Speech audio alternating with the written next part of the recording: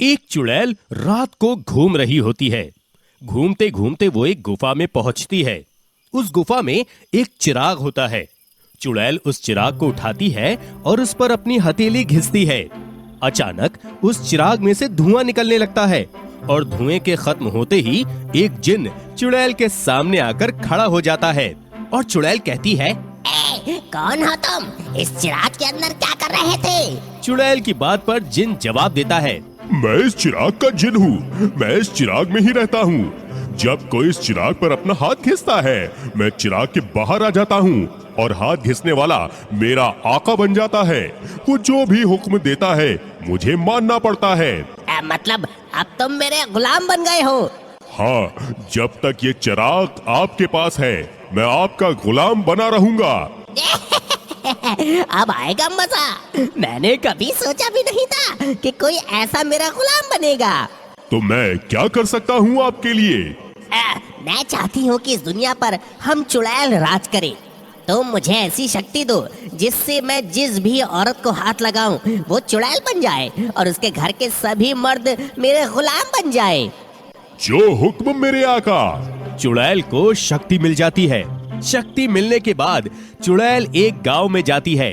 गांव में कुछ औरतें घूम रही होती हैं। चुड़ैल बहाने से उन औरतों को छू लेती है। वो सभी औरतें चुड़ैल बन जाती हैं। वो औरतें अपने घर जाती हैं और अपने घर के मर्दों को अपना गुलाम बना लेती हैं। ऐसे ही पूरे गांव की औरतें चुड़ैल बन जाती हैं। चुड़ैल सब चुड़ैल बनी औरतों को अपनी गुफा के पास बुलाती है। आ गई सब चुड़ैलें। तो उसमें से एक औरत जो चुड़ैल बन चुकी है वो कहती है, देखो, अब हमें इस पूरी दुनिया पर राज करना है। सभी मर्दों को अपना गुलाम बनाना है।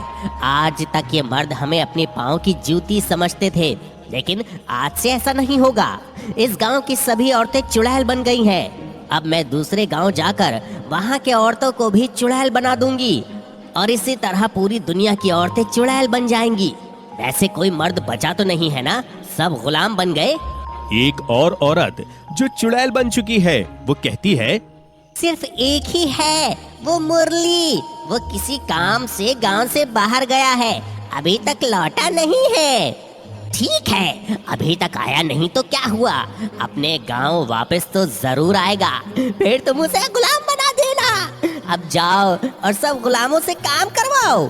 सभी चुड़ैलें वहां से चली जाती हैं। मुरली चुड़ैलों की सभी बातें एक पेड़ के पीछे खड़े रहकर सुन लेता है। मुरली एक तांत्रिक के पास जाता है और कहता है, बाबा बाबा बाबा बाबा बाबा, मेरे गांव की सभी औरतें चुड़ैल बन गई और अब उन्होंने सब मर्दों को गुलाम बना दिया है। आप कुछ कीजिए ना बाबा।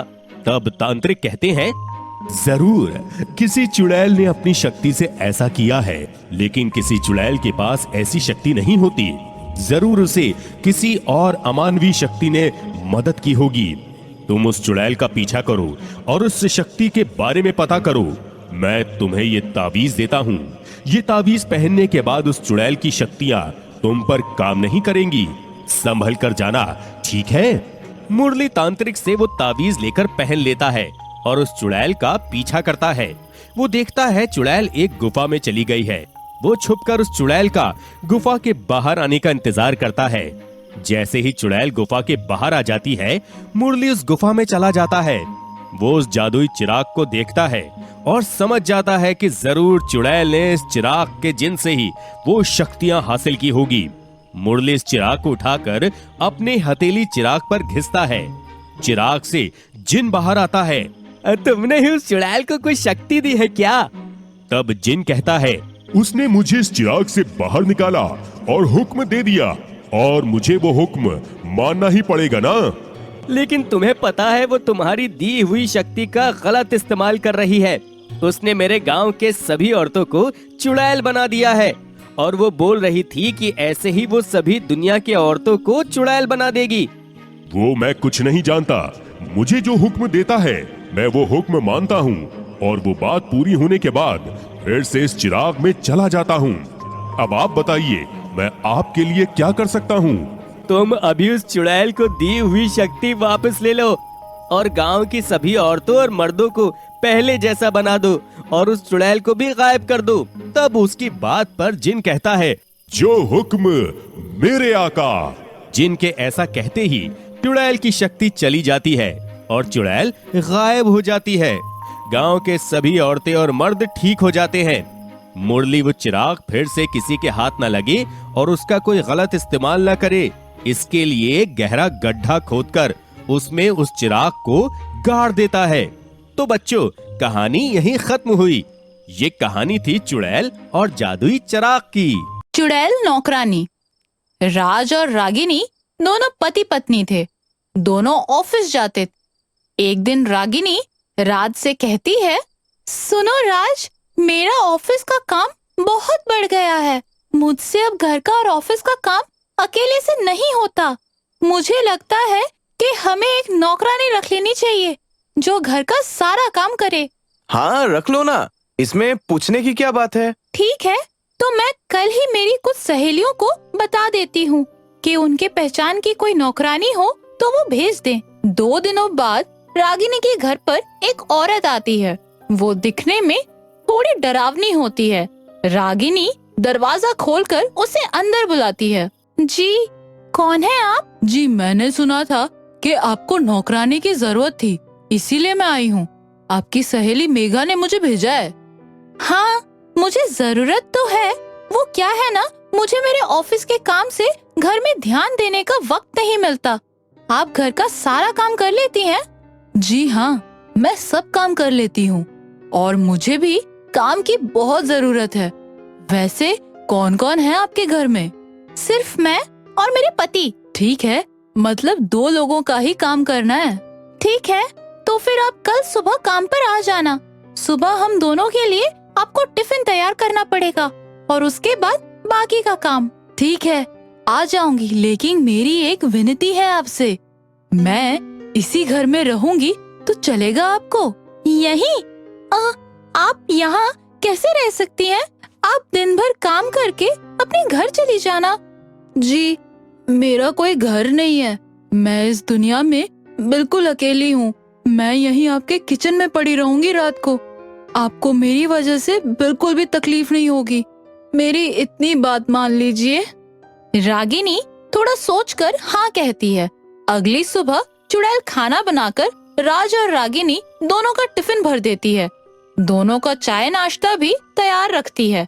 उसके हाथ के बने चाय नाश्ता खाकर राज और रागिनी खुश हो जाते हैं और ऑफिस चले जाते हैं।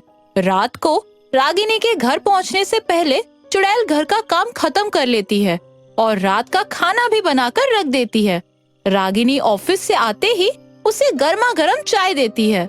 सारे काम हो गए? हाँ, रात का खाना भी बन चुका है। आप आराम कीजिए, थोड़ी देर बाद में खाना परोसती हूँ। रात को राज और रागिनी खाना खाते हैं। राज कहता है, बहुत अच्छा खाना बना था आपने, खाकर मजा आ गया। सच में खाना बहुत अच्छा था। मैंने आपको यहाँ रख कर अच्छा किया। अब आप भी खाना खा लीजिए। जी, मैं पहले ये सब समेट लेती हूँ, बाद में खाना खाऊंगी। थोड़ी देर बाद राज और रागिनी सोने जा रहे होते हैं। रागिनी किचन में आती है। चुड़ैल पूछती है, कुछ चाहिए था क्या आपको? हाँ, मैं पानी लेने आई थी। कल रात से मैं आपके कमरे में पानी का एक लोटा भरकर रख दूंगी, तो आपको रात में किचन में आने की तकलीफ नहीं होगी, ठीक है? रागिनी पानी लेकर चली जाती है। ऐसे ही चुड़ैल उस घर में घुल मिल जाती है। घर का सारा काम अच्छी तरह से करती है। एक रात राज ऑफिस का काम ज्यादा होने की वजह से ऑफिस में ही रुकने वाला होता है। रागिनी खाना खाकर अपने कमरे में सो जाती है। देर रात प्यास लगने की वजह से वो उठती है और देखती है तो उसके कमरे में पानी खत्म हुआ था। वो किचन में जाने लगती है, तभी उसे अजीब तरह की आवाजें सुनाई देती है। वो घबराकर अंदर झांकती है तो वो चुड़ैल नौकरानी हवा में तैर रही होती है। रागिनी बहुत ज्यादा डर जाती है और अपने कमरे में आकर बैठ जाती है। सुबह राज के घर आने के बाद राज को रात की सारी बात बताती है। राज हंसने लगता है और कहता है, तुम भी क्या सुबह सुबह मजाक करने लगी हो? ऐसा चुड़ैल भूत कुछ नहीं होता। मुझे तो आज छुट्टी है। तुम्हें ऑफिस नहीं जाना क्या?